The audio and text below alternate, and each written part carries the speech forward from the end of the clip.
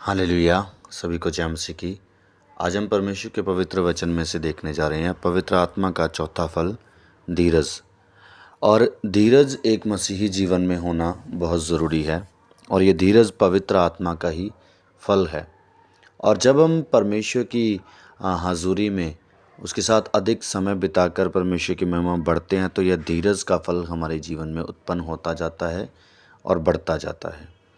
और जब हम देखते हैं कि बाइबल में परमेश्वर के बहुत से ऐसे दास लोग हैं, जैसे कि अब्राहम के बारे में देखें तो अब्राहम ने भी धीरज धरा और 75 साल की उम्र में 75 ईयर्स ओल्ड की उम्र में एज में अब्राहम को चुना गया।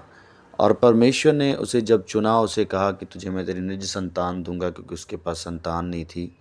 और जब वो 100 साल का हो गया तो उस समय पर उसका वो वायदा पूरा हुआ, लेकिन उसने उस समय तक धीरज धरा।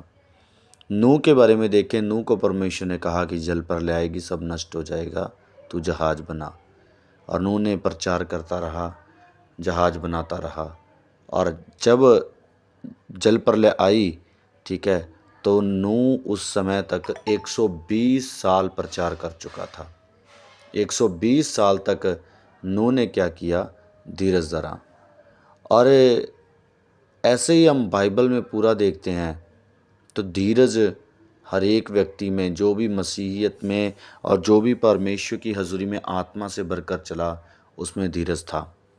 और जब हम देखते हैं मत्ती 24 अध्याय में परमेश्वर के वचन में लिखा है कि जो अंत तक धीरज धरेगा उसी का उद्धार होगा। तो आज प्रभु यीशु मसीह ने भी, जब हम देखते हैं प्रभु यीशु मसीह ने भी जब शरीर में थे तो धीरज धरकर उसकी मृत्यु को भी सह लिया। ठीक है, तो आज हम भी धीरज रखें, क्योंकि रोमियो 5 अध्याय उसका 4 वचन में लिखा है कि धीरज से खरा निकलना और खरे निकलने से आशा उत्पन्न होती है, और आशा से लज्जा नहीं होती, क्योंकि पवित्र आत्मा जो हमें दिया गया है उसके द्वारा परमेश्वर का प्रेम हमारे मन में डाला गया है। सो आज हम धीरज रखें, क्योंकि हमारी दौड़, अगर हम धीरज रखेंगे तभी हम अपनी इस दौड़ को पूरा कर पाएंगे।